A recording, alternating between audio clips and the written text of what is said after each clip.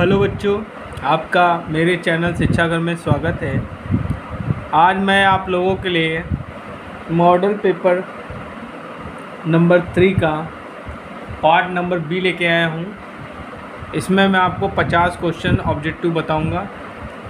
इन objective questions को अगर आप देखते हैं तो निश्चित तौर पे सफलता प्राप्त करेंगे। चलिए स्टार्ट करते हैं। निम्न में से किस मापदंड को मल्टीमीटर द्वारा नहीं मापा जा सकता? प्रतिरोध, तापमान, वोल्टेज, धारा। देखिए, जो मल्टीमीटर होता है बच्चों,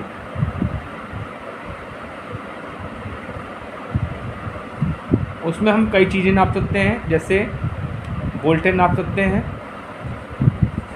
करंट नाप सकते हैं, रेजिस्टेंस नाप सकते हैं, कंटिन्यूटी नाप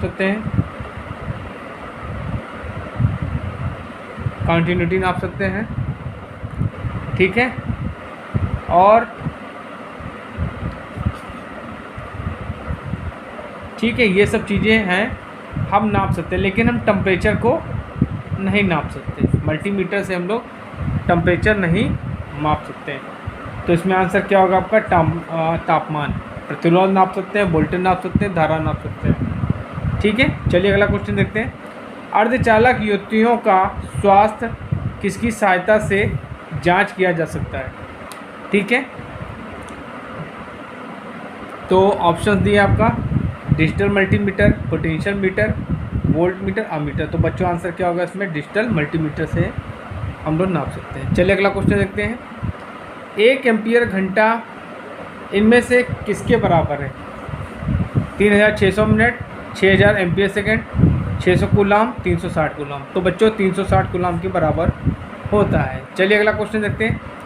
1 अमीटर का प्रतिरोध तापमान के साथ परिवर्तित होता है, परिवर्तन की स्थिति के साथ परिवर्तित होता है, बहुत अधिक है, बहुत कम है।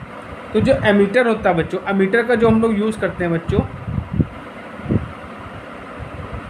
एमीटर का जो हम लोग यूज़ करते हैं वो क्या करते हैं? करंट को मेज़र करने के लिए करते हैं। करंट को मेज़रमेंट करने के लिए, करंट मेज़रमेंट करने के लिए हम लोग एमीटर का प्रयोग करते हैं। तो इसमें जो क्या होता है, रेजिस्टेंस की वैल्यू होती है वो क्या होती है? लेस होती है। क्या होती है? लेस होती है, ठीक है बच्चों, लेस होती है। चलिए अगला क्वेश्चन देखते हैं। ट्रांसफार्मर के समांतर प्रचालन के संदर्भ में निम्नलिखित में से कौन सा कथन सही नहीं है? परिणामित्र में समान वोल्टा अनुमत होना चाहिए, परिणामित्र में समान रूपांतरण अनुपात होना चाहिए, परिणामित्र में समान आवृत्ति पर चलाना जाना चाहिए, परिणामित्र में समान केवीए अनुमत होना चाहिए। तो बच्चों इसमें आंसर क्या होगा आपका? चौथा ऑप्शन बिल्कुल सही है। ट्रांसफार्मर में समान केवीए अनुमत होना चाहिए। चलिए अगला क्वेश्चन देखते हैं। एक ट्रांसफार्मर में ऊर्जा प्राइमरी से सेकेंडरी वाइंडिंग में किस माध्यम से अंतरित होती है? लीकेज धारा, चुंबकीय फ्लक्स, हवा और लीकेज फ्लक्स। देखिए आपका, जैसे मान लीजिए ये आपका कोर है बच्चों, ठीक है, ये आपका कोर है, ये आपकी प्राइमरी वाइंडिंग, ये आपकी सेकेंडरी वाइंडिंग। तो यहाँ जो हम सप्लाई देते हैं तो क्या होता है, ये फ्लक्स जो होता है 5 क्या होता है? ये आपकी प्राइमरी वाइंडिंग से भी लिंक होता है, ये आपकी सेकेंडरी वाइंडिंग हो गई और ये आपकी प्राइमरी हो गई, ठीक है। तो आपका जो ऊर्जा जो होगी वो क्या होगा? फ्लक्स के माध्यम से क्या होती है? अंतरित होती है। तो बच्चों आंसर क्या होगा? चुंबकीय फ्लक्स। ये फ्लक्स क्या करता है? प्राइमरी टर्न्स को भी काटता है और सेकेंडरी वाइंडिंग के टर्न्स को भी काटता है, ठीक है। चलिए अगला क्वेश्चन देखते हैं। एक ऐसा ट्रांसफार्मर जिसमें कोई हानि नहीं होती उसे कहा जाता है? ठीक है, battery transformer, ideal transformer, power transformer, self starter transformer. देखिए बच्चों, जो आइडियल ट्रांसफार्मर होता है, आइडियल ट्रांसफार्मर, एक क्या होता है? काल्पनिक ट्रांसफार्मर, काल्पनिक ट्रांसफार्मर, काल्पनिक ट्रांसफार्मर। इसमें क्या होते हैं? No voltage drop, no voltage drop,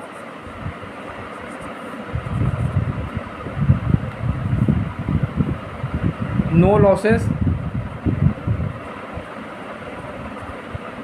100% efficiency,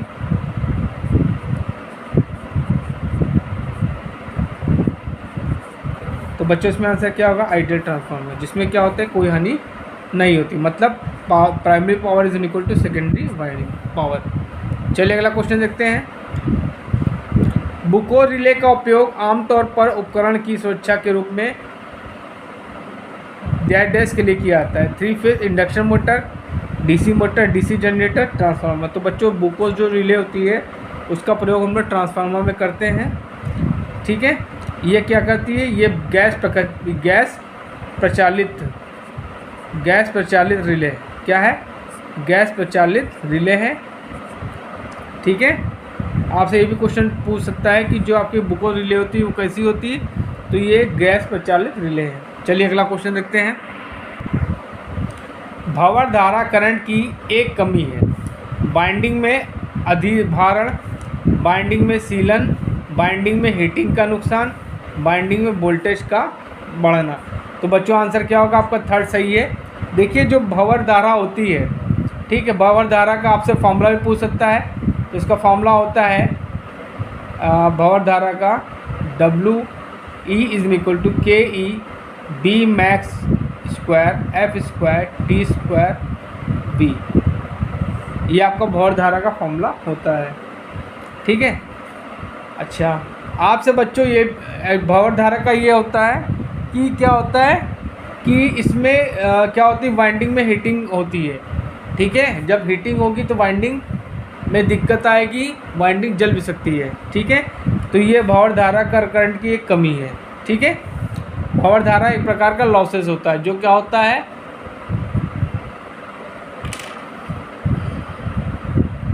ठीक। चलिए अगला क्वेश्चन देखते हैं। किसी पावर ट्रांसफार्मर में टेपिंग स्विच डैश से जुड़ा होता है। Secondary winding, primary winding, high tension line, primary और सेकेंडरी वाइंडिंग। तो बच्चों का आंसर होगा टेपिंग जो स्विच होता है वो क्या होता है, सेकेंडरी वाइंडिंग से कनेक्टेड होता है। चलिए अगला क्वेश्चन देखते हैं। ट्रांसफार्मर कोर पटलन डैश द्वारा रोधन किए गए होते हैं। वार्निश, संचेतित कागज, सूती टेप, कागज। तो बच्चों आंसर क्या होगा? वार्निश, ठीक है। जो आपकी जो कोर होती है उनको लैमिनेट क्या किससे किया जाता है? वार्निश से किया जाता है। चलिए अगला क्वेश्चन देखते हैं। उपकेंद्रों में विभव परिणामित का प्रयोग डैश के परास बढ़ाने के लिए किया जाता है। Power factor meter, ammeter, volt meter, watt meter. तो बच्चों आंसर क्या होगा? वोल्ट मीटर, ठीक है। चलिए अगला क्वेश्चन देखते हैं। एक वितरण ट्रांसफार्मर डैश होता है। Step up transformer, step down transformer, current transformer, नहीं। तो बच्चों आज जो आपका डिस्ट्रीब्यूशन ट्रांसफार्मर होता है, डिस्ट्रीब्यूशन ट्रांसफार्मर, ठीक है, वो क्या होता है? स्टेप डाउन होता है। क्या होता है? एक प्रकार का स्टेप डाउन ट्रांसफार्मर होता है, ठीक है, जिसकी इफिशियंसी क्या होती है? 50 से 60% होती है। चलिए अगला क्वेश्चन देखते हैं।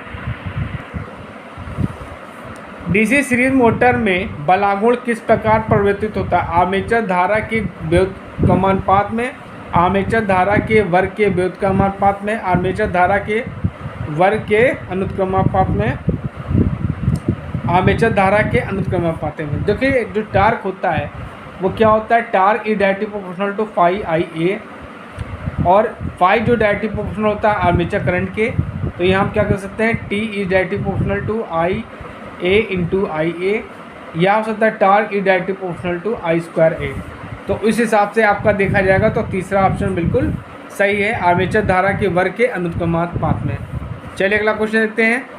नीचे दिए गए अनुप्रयोगों के लिए डीसी सीरीज, ठीक है, मोटर निम्न लोड पर निम्न गति आवश्यकता होती है, उच्च लोड पर निम्न गति की आवश्यकता होती है, उच्च लोड पर उच्च गति की आवश्यकता होती है, निम्न लोड पर उच्च गति की आवश्यकता होती है। तो बच्चों आंसर आपका थर्ड बिल्कुल सही है, उच्च लोड पर उच्च गति की आवश्यकता होती है। चलिए अगला क्वेश्चन देखते हैं। डीसी मशीन की दक्षता वक्र की प्रकृति है, पहले से घटता है और फिर बढ़ता है, पहले स्थिर फिर घटता, पहले स्थिर फिर बढ़ता, पहले बढ़ता है फिर घटता। तो बच्चों आंसर चौथा आपका सही है, पहले बढ़ता है फिर घटता है। चलिए अगला क्वेश्चन देखते हैं। कम्यूटेटर खंडों को एक दूसरे से विद्युत रोधी रोधित किए रखा जाता है? बेकेलेट द्वारा, माइका द्वारा, पीवीसी द्वारा और हार्ड रबर द्वारा। तो बच्चों आंसर क्या होगा? माइका के द्वारा एक दूसरे से विद्युत रोधित किया जाता है। चलिए अगला क्वेश्चन देखते हैं। इलेक्ट्रिक रेलवे इंजन के लिए प्रयोग की जाने वाली यूनिवर्सल मोटर डैश डैश होती है? बहुत इंपॉर्टेंट क्वेश्चन है बच्चों। 1000 HP, 2200 HP, 500 HP, 2000 HP। तो बच्चों आंसर क्या होगा? 2200 HP। बच्चों मेरे द्वारा बनाए गए वीडियोस को जरूर देखिए। मैं आप लोगों की TG2 की तैयारी करवा रहा हूं। अगर आप मेरे बनाए गए मॉडल पेपर्स को देख लेते हैं तो आप निश्चित तौर पर सेलेक्ट हो जाएंगे। और प्लीज़ मेरे वीडियोस को शेयर करिए, लाइक करिए और मेरे चैनल को सब्सक्राइब करिए। चलिए अगला क्वेश्चन देखते हैं।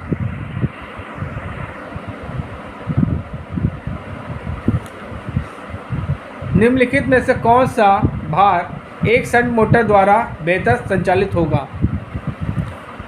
प्रत्यागामी पंप, विद्युत रेल इंजन, अपकेंद्री पंप, पंखा। तो बच्चों आंसर क्या होगा? अपकेंद्री पंप। चलिए अगला क्वेश्चन देखते हैं। डीसी शंट मोटर में गति नियंत्रण की फ्लक्स नियंत्रण विधि द्वारा जो गति हम प्राप्त करते हैं, समान गति से ऊपर व नीचे दोनों, समान गति से केवल नीचे, समान गति से केवल ऊपर, नियत गति से ऊपर। तो बच्चों आंसर क्या होगा? समान गति से ऊपर। चलिए अगला क्वेश्चन देखते हैं।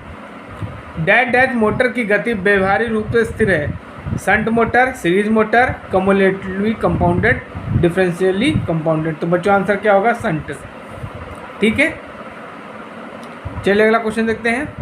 निम्नलिखित में से कौन सी परिवर्ती हानियाँ है? आर्मेचर, ऑब्लिक ताम हानियाँ, कोर हानियाँ, सैथिल हानियाँ, बाउंड हानियाँ।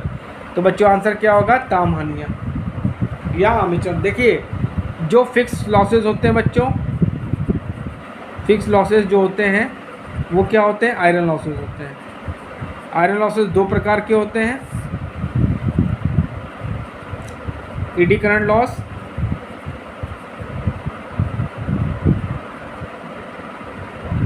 लॉसेस, दूसरा होता है हिस्टेरेसिस लॉसेस।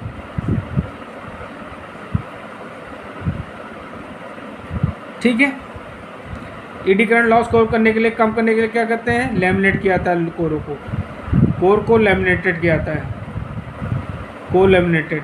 इसको कम करने के लिए सिलिकॉन स्टील का प्रयोग करते हैं हम लोग, सिलिकॉन स्टील का प्रयोग करते हैं। ठीक बच्चों। अच्छा, आपकी जो वेरिएबल होती है, परिवर्ती होती है, वो होती है कॉपर लॉसेस। कॉपर लॉसेस जो होती है बच्चों वो क्या होती हैं? वेरिएबल होती हैं। मतलब लोड के अनुसार जो होती है घटती और बढ़ती रहती हैं। ठीक है, चलिए अगला क्वेश्चन देखते हैं। यदि एक विद्युत मशीन यांत्रिक ऊर्जा को विद्युत ऊर्जा में परिवर्तित करती है तो इसे डैश डैश कहा जाता है? Generator, transformer, DC motor, AC motor. तो बच्चों आंसर क्या होगा? जनरेटर। ठीक है, जनरेटर क्या करता है बच्चों? डीजी जो क्या करता है वो मैकेनिकल एनर्जी को इलेक्ट्रिकल एनर्जी में कन्वर्ट करता है। और जो आपका मोटर होता है वो इलेक्ट्रिकल को मैकेनिकल में करता है कन्वर्ट। ठीक है, चलिए अगला क्वेश्चन देखते हैं। डीसी मशीन के घूमने वाले भाग को कहा जाता है? रोटर, क्षेत्र, आर्मेचर, स्टेटर। तो बच्चों आंसर क्या कहता है? आर्मेचर। डीसी मशीन में इसको आर्मेचर बोलते हैं और एसी मशीन में रोटर बोलते हैं। चलिए अगला क्वेश्चन देखते हैं। कम्यूटेटर सेगमेंट डैश डैश की सहायता से एक दूसरे से रोधित किए जाते हैं? एस्बेस्टास, अभ्रक, आर्सेनिक, चीनी मिट्टी। तो बच्चों आंसर क्या होगा? अभ्रक। ठीक है, चलिए अगला क्वेश्चन देखते हैं। बहुत इंपॉर्टेंट क्वेश्चन है बच्चों। किस तरह की डीसी मशीन ध्रुवों में अवशिष्ट चुंबकत्व आवश्यक है? शंट जनरेटर, मोटर, स्थायी चुंबक वाला जनरेटर, नन। तो बच्चों आंसर क्या होगा? स्थायी चुंबक वाला जनरेटर। चलिए अगला क्वेश्चन देखते हैं। आर्मेचर प्रक्रिया द्वारा कुल अभिवाह से कमी के प्रभाव को क्या कहा जाता है? Magnetizing effect, demagnetizing effect, cross magnetizing effect, commutation. तो बच्चों आंसर क्या होगा? Demagnetizing effect. अब चलिए अगला क्वेश्चन देखते हैं। किसी डीसी जनरेटर के ईएमएफ समीकरण क्या है? Phi N Z P upon 60A, phi N Z P upon 10A, phi N Z P upon 100, phi N Z P upon 50A। तो ईएमएफ का जो इक्वेशन होता है बच्चों जनरेटर में, E G is equal to क्या होता है? Phi Z P N by 60A। चलिए अगला क्वेश्चन देखते हैं। ट्रैक्शन कार के लिए किस मोटर का प्रयोग किया जाता है? DC series motor, shunt motor, compound motor, universal motor. तो बच्चों आंसर क्या होगा? DC series motor. जो डीसी सीरीज मोटर होती है बच्चों, उसका स्टार्टिंग टार्क बहुत आता है, स्टार्टिंग टार्क बहुत हाई होता है, स्टार्टिंग टार्क हाई।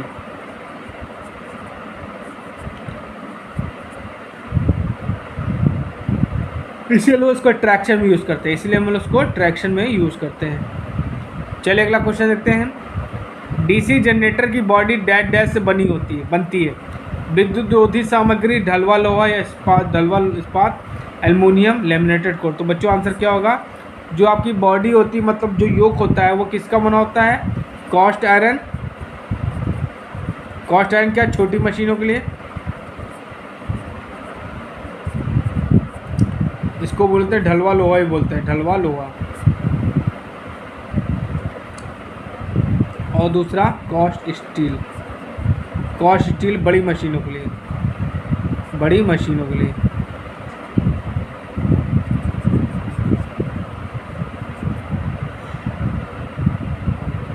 चलिए बच्चों अगला क्वेश्चन देखते हैं।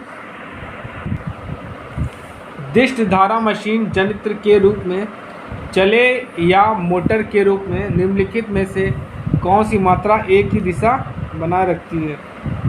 आर्मेचर धारा, क्षेत्र धारा, प्रेरित विद्युत वाहक बल, आपूर्ति धारा। तो बच्चों आंसर क्या होगा? विद्युत वाहक बल। देखिए चाहे आपका मोटर हो, ये है आपको जो ईएमएफ होगा, ये आपका क्या होगा? जनरेटर में हो गया। और मोटर में क्या होगा? मोटर में भी ईबी, ये मोटर में। तो दोनों में कंडीशन में क्या होता है? ईएमएफ का जो डायरेक्शन क्या होता है? सेम होता है।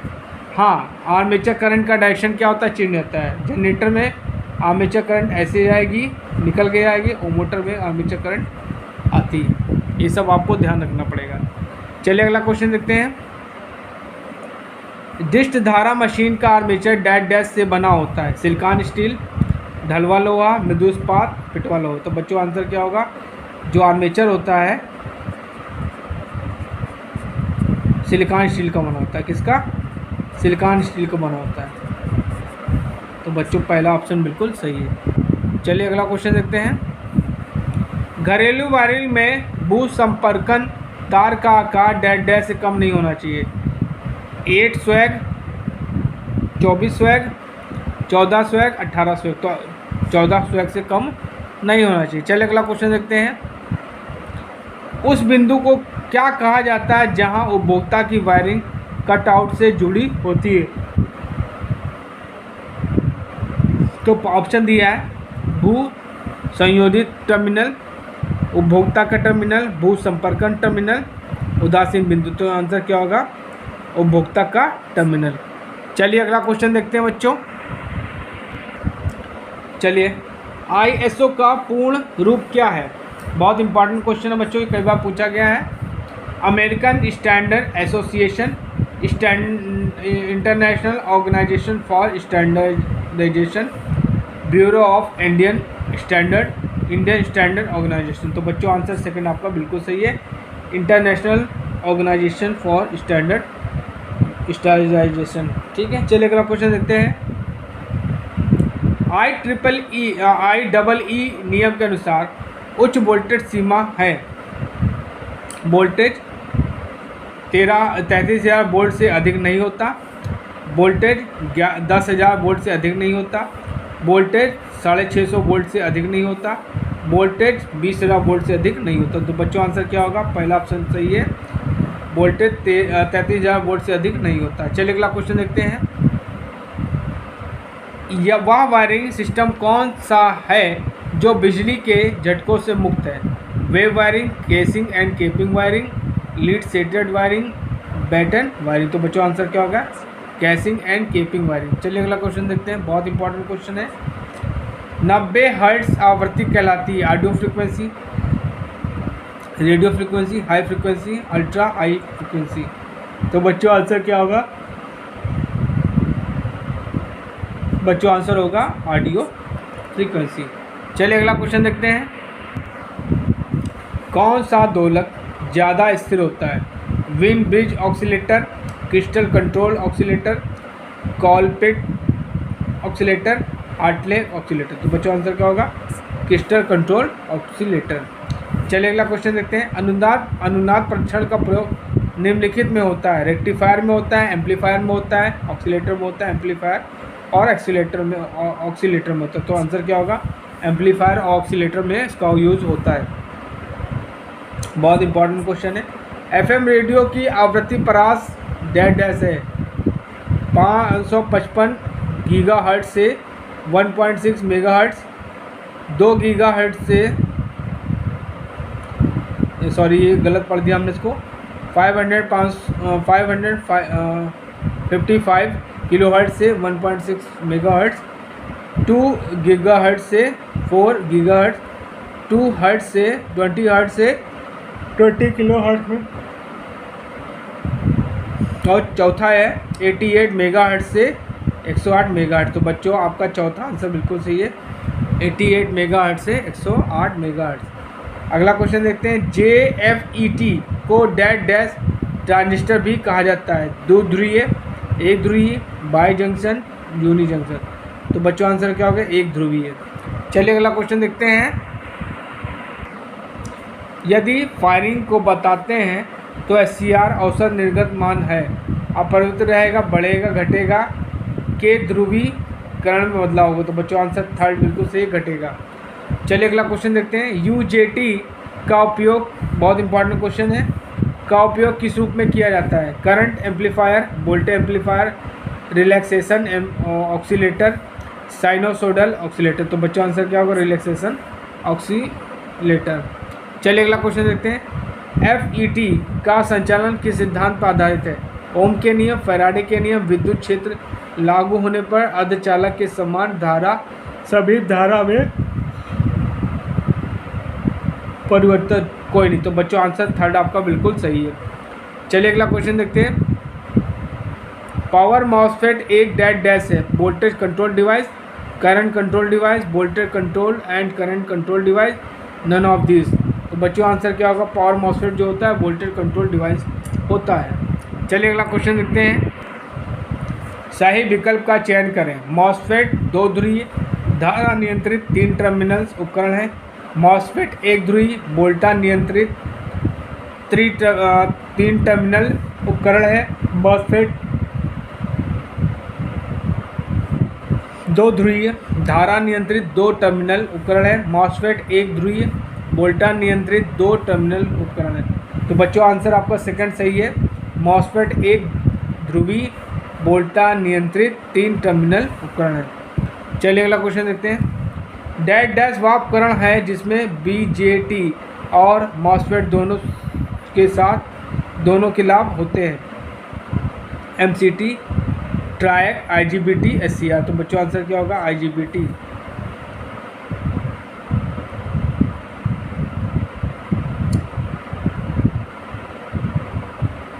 चलिए अगला क्वेश्चन देखते हैं। डैश वह है जिसमें सभी सक्रिय और निष्क्रिय घटक आपस में जुड़े होते हैं? Diode, transformer, integrated circuit, inductor. तो बच्चों आंसर क्या होगा? Integrated circuit. चलिए बच्चों लास्ट क्वेश्चन देखते हैं। कौन सी अंक पद्धति का आकार 16 होता है? Decimal, octal, binary, hexadecimal. तो बच्चों आंसर क्या होगा? हेक्साडेसिमल। तो बच्चों आज मैंने आपको 50 इम्पॉर्टेंट ऑब्जेक्टिव क्वेश्चंस बताए हैं। इन क्वेश्चंस को आप मन लगा के पूरा वीडियो देख के समझिए, याद करिए, और हो सके तो मेरे वीडियो को शेयर करिए, लाइक करिए और मेरे चैनल को सब्सक्राइब करें, जिससे मैं आप लोगों के लिए TG2 की तैयारी कराता रहा हूँ और इसी तरह हर दिन आपका एक मॉडल पेपर बना के आपको सॉल्व कराता रहा हूँ। ठीक है, थैंक यू।